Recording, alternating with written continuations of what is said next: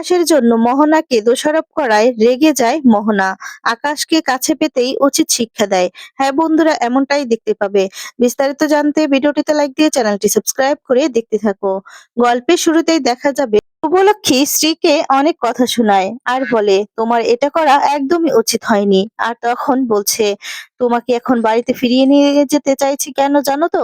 তোমার তোমার মতো তো আমরা এমন নই। কিন্তু কিন্তু যাই হোক না কেন, তুমি কি ভেবেছো ওই বাড়িতে তোমাকে রাখবো? না, তোমার তো জিনিসপাতি আছে, ওই বাড়ি থেকে আনতে হবে। তোমার মতো মেয়েকে না ওই বাড়িতে রাখাটা একদমই উচিত হয়নি। তুমি কি অন্যায় করেছো একবার ভেবে দেখো তো। তুমি যে কাজটা করেছো না, একদম ঠিক কাজ করোনি, বুঝতে পেরেছো? আদিও তখন বোঝায়। আর তখনই এদিকে আরিয়াও বলছে, আপনাদের ওই বাড়িতে থাকার জন্য না আমার বয়ে গিয়েছে, বুঝতে পেরেছেন? আমি ওই বাড়িতে থাকতে চাই না, ওই বাড়িতে আমি যাব না। শুধু ওই বাড়িতে বাড়িতে এখন যেতে চাইছি কেন জানেন তো? আমার কিছু কাপড় চোপড় রয়েছে তো, ওগুলো আনতে হবে তার জন্য। আর তখন এদিকে দেখা যাবে সবাই শুভলক্ষ্মীকে নিয়ে টেনশনে আছে। সবাই শুভলক্ষ্মীর কথাগুলোই ভাবছে। ঠিক তখনই দেখা যাবে শুভলক্ষ্মী বাড়িতে ফিরে আসে। আদি, কেশব তিনজনই একসাথে আসে। আর তখন সাজ দৌড়ে যায় আর বলে যে, মামুনি তুমি কোথায় ছিলে? ঠিক আছো তো তুমি? তোমার কিচ্ছু হয়নি তো? তুমি এভাবে কোথায় ছুটে গিয়েছিলে? এরপর এদিকে দেখা যাবে পিসিমণি বলছে, হ্যাঁ বৌদিভাই, তোমাকে কতবার ফোন করার চেষ্টা করছি জানো তো? তোমার ফোনটা তো লাগছিলই না। এই বলে সবাই জিজ্ঞেস করতে থাকে। এরপরে সেখানে আরিয়া চলে আসে। আরিয়াকে দেখে সাজ খুব রেগে যায়। সাজ রেগে গিয়ে বলতে থাকে, তুই কি ভেবেছিস তুই আবার এই বাড়িতে ফিরে এসেছিস? তোকে ছেড়ে দেবো এমনি এমনি? তুই আমার বার্থডে পার্টিটা নষ্ট করেছিস, তাই তোকে ছাড়বো না। তখন বলে, এই তুই কি করবি কি করবি? আর এদিকে দেখা যায় মোহনা বলছে, সাজ চুপ করো। আর তখন বলে, তুই আমাকে মারলে কি আমি তোকে ছেড়ে দেব? আরিয়া তখন এ কথা বলতেই সাজ রেগে যায়। রেগে গিয়ে গায়ে হাত তোলে। তখন দুজনের মধ্যে খুব মারামারি হতে থাকে। তারপর আদি থামায়। আদি বলে, থামবে তোমরা? থামো। আর তখন এদিকে এদিকে সবাই বলতে থাকে, "এই মেয়েটাকে আবার বাড়িতে নিয়ে এসেছিস কেন শুভ?" শুভ তখন বলছে, এই মেয়েটাকে বাড়িতে আমি নিয়ে এসেছি একটাই কারণ। কিছু কারণ কারণ তো আছে। সেই কারণগুলো তো তোমরা শুনতেই চাইছো না। সাজ, তুই তো শুনবি আগে কেন নিয়ে এসেছি। আর কেশব বলছে, সাজ তুই এতটা রিয়াক্ট কেন করছিস? আমরা এই বাড়িতে মেয়েটাকে রাখতে আনিনি, বুঝতে পেরেছিস? মেয়েটার তো কিছু জিনিসপাতি রয়েছে, সেগুলোই নিয়ে যাবে। এর জন্য মেয়েটা এখানে এসেছে। আর তখন এদিকে মেজোকাম্মা বলছে, এই মেয়েটাকে এক্ষুনি এই বাড়ি থেকে বের করে দেয়। এক্ষুনি এই মেয়েটা এই বাড়িতে থাকতে পারবে না, কারণ এই মেয়েটা অনেক অশান্তি করেছে এই বাড়িতে, তাই এই মেয়েটাকে এই বাড়িতে রাখা যাবে না। আর তখন এদিকে সমিতও বলছে একই কথা। তখনই দেখা যায় শুভলক্ষ্মী বলছে, মেয়েটাকে তো আমি রাখতে আনিনি, সবাই তোমার কথা শুনবি, কিন্তু যাই হোক না কেন সাজ, তুই না ঠিকই বলেছিস। জানিস তো, তোর আজকে বার্থডেতে, তোর এই বার্থডেতেই আজকে না আমার মেয়ের খোঁজ পেয়েছি। তখন এই কথাটা শুনে সবাই খুশি হয়ে যায়। তখন মেজোকামা বলছে, কি বলছিস তুই? তুই তোর মেয়ের খোঁজ পেয়েছিস? স্ত্রীর খোঁজ পেয়েছিস? তখন ঠাম্মি সবাই এদিকে সাজ বলছে, ছোট মানে তুমি ঠিক বলছো? শ্রীদিদির খোঁজ পেয়েছো? তখন বলে হ্যাঁ। আর তখন আদিও বলে, হ্যাঁ আমরা আমাদের মেয়ের খোঁজ পেয়েছি। তখন তো সবাই এক এক করে জিজ্ঞেস করে। আর তখন বলে, শুভ প্লিজ তুই বলবি যে তোর মেয়ের কি করে খোঁজ পেলি, আর কোথায় আছে সে, কার কাছে আছে? আর এদিকে স্ত্রী সমস্তটা দেখতে থাকে যে সবাই সবাই স্ত্রীর কথা ভাবছে। এখন আরিয়ার দিকে কেউ তাকাচ্ছেও না, আরিয়ার কষ্টটাও কেউ বোঝার চেষ্টা করছে না। সেটাই ভাবতে থাকে যে এখন তো সবাই একজনকে নিয়েই মেতে আছে, এখন আমার দিকে কেউ তাকাচ্ছেই না। আর তখন এদিকে মোহনাও এসে বলতে থাকে যে, বলবে তুমি শুভলক্ষ্মী কোথায়, কোথায় স্ত্রীর খোঁজ পেয়েছো? স্ত্রী কোথায়? তোমার মেয়ে কোথায়? তুমি কোথা থেকে খোঁজ পেয়েছো? সমীর তখন বলছে, আচ্ছা শুভলক্ষ্মী তুই বলবি যে কোথায় খোঁজ পেয়েছিস, কার কাছ থেকে? আর তখন এদিকে আদি সবটা বলে। আর কেশবও বলতে থাকে যে, হ্যাঁ মা আসলে ওই ডিরেক্টরের সিকিউরিটির কাছ থেকে ফোনে পেয়ে সেখান থেকে ছুটে যায়। লোকটাই বলেছে আমার বোনকে নিয়ে কেউ বিদেশ চলে গিয়েছে। তখন সবাই অবাক হয়ে যায়। আর তখন সবাই এক এক করে প্রশ্ন জাগে। সবাই তখন জিজ্ঞেস করতে থাকে শুভলক্ষ্মীকে যে, আচ্ছা কার কাছে আছে সেটা কি তুমি জানতে পেরেছো? তখন বলছে যে, হ্যাঁ আমার মেয়ে কার কাছে আছে, আর সেই লোকটা কে সেটাও জানি। আর সব থেকে আমাদের বাড়ির সবাই আমরা সেই লোকটাকে চিনি, খুব ভালো করে চিনি, কিন্তু আমাদেরই ভুল। আমরা যদি একটু গেস করতে পারতাম তাহলে হয়তোবা অনেক আগে খোঁজ পেয়ে যেতাম। আর তখনই বলে, সেটা হচ্ছে আর কেউ নয়, মিস্টার সেন, আকাশ সেন। তখন এই কথাটা শুনে মোহনা চমকে যায়, মোহনা পড়ে যেতে লাগে। আর তখন দেখা যাবে এদিকে সাজ ধরে ফেলে। আর তখন মোহনা মোহনা বলতে থাকে, তার মানে আমি যেটা ভেবেছিলাম সেটাই ঠিক, আমি যা গেস করতে পেরেছিলাম তাই ঠিক। কারণ একদিন মোহনাকে বলেছিল, তুই আমার সাথে যাবি না তো? আমার বোনকে ওরা রেখে দিয়েছে তো, তার শাস্তি ভোগ করতে হবে শুভলক্ষ্মীকে। ওকে সারাটা জীবন শাস্তি পেতে হবে। সেই কথাটা বলেছিল, সেটাই মনে করতে থাকে বারবার করে মোহনা। আর মোহনা সেই কথাগুলো ভাবলে অবাক হয়ে যায় সবাই। তখন দেখা যাবে মানে ঠাম্মি বলতে থাকে, তুমি সবকিছু জানো তারপরও চুপ করে আছো, তার মানে তুমি তোমার দাদার সাথে ছিলে? তখন মেজুকাম্মা বলে, এই তুমি কি ভেবেছো তোমাকে আমরা ধরতে পারবো না? মানে এই ছিল তোমার আসল রুল? তুমি যা যা করেছো এই বাড়ির জন্য, আর এখনো পর্যন্ত ভালো সেজে আছো, তাহলে সবটাই তোমার অভিনয় ছিল। মিজুক আম্মা তখন খুব বকাচকা করতে থাকে আর বলতে থাকে যে, তুমি এত বড় বেইমানিটা করতে পারলে? তোমার জন্য শুভ কি না করেছে। তখন মোহনা বলে, তোমরা আমাকে ভুল বুঝছো, তোমরা কেন আমাকে ভুল বুঝছো?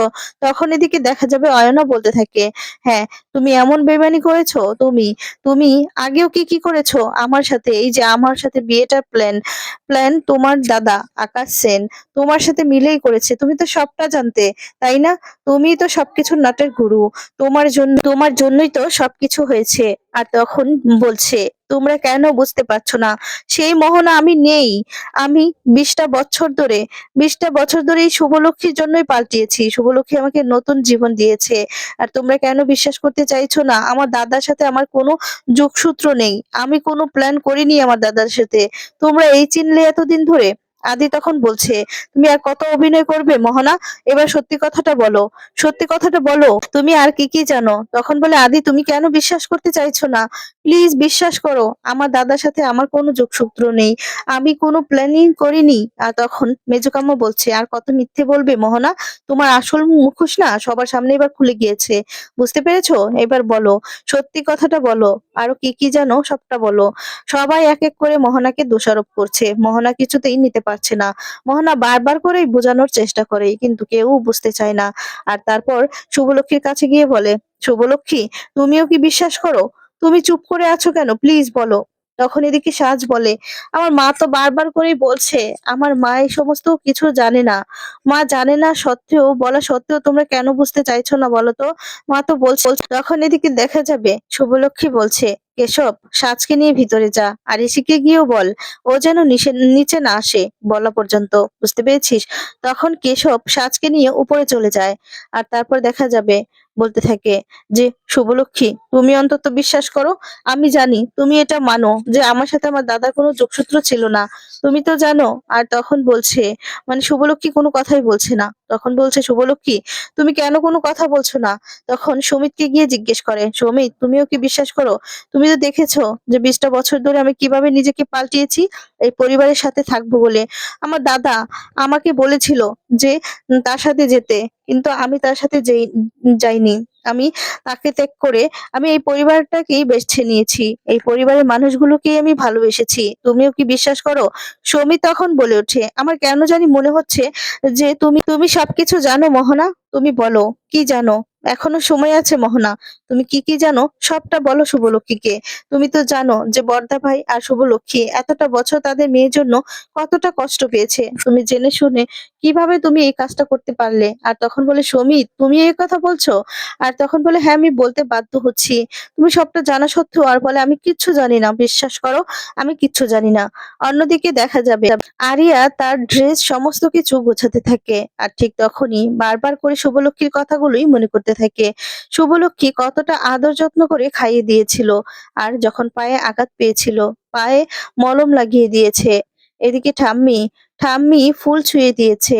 আর মেজুকাম্মার সাথে নাচ করেছিল, ডান্স করেছিল। শুভলক্ষ্মীর আদর যত্ন ভালোবাসা কিছুতেই ভুলতে পারছে না আরিয়া। আরিয়া বারবার করে সেই কথাগুলোই মনে করছে। আর জন্মদিন, মানে এদিকে সাজের বার্থডেতে ড্রেস কিনে দিয়েছিল, সেই কথাগুলো মনে করতে থাকে। যে বলেছিল, আমাদের বাড়ির সকলের জন্য ড্রেস কিনে দেওয়া হয়েছে, তাই তোমার জন্য এনেছি। আর মশলার গন্ধ গন্ধ শুকিয়ে যে সবটা বলে দিতে পেরেছে, তার জন্য প্রশংসা করেছিল। সেই কথাগুলো ভাবতে থাকে আর কাঁদতে থাকে। আর বলে, তুই কাঁদিস কেন আরিয়া? তুই তো এই বাড়ির কেউ না। এটা তো তোর ফ্যামিলি নয়, এটা তো তোর বাড়ি নয়। তাহলে তুই কেন কাঁদছিস? তুই এই বাড়ি থেকে চলে যা। হ্যাঁ, আমার চলে যাওয়াটাই উচিত হবে। আমি কেন কাঁদছি কিন্তু বুঝতে পারছি না আমার কেন যে এত কষ্ট হচ্ছে। এই বলে আরিয়া খুব কাঁদতে থাকে। আর বারবার করে আয়নার কাছে গিয়ে বলতে থাকে, আমার কেন এত কষ্ট হচ্ছে, কেন সবার কথা মনে পড়ছে, এটা তো আমার ফ্যামিলি নয়।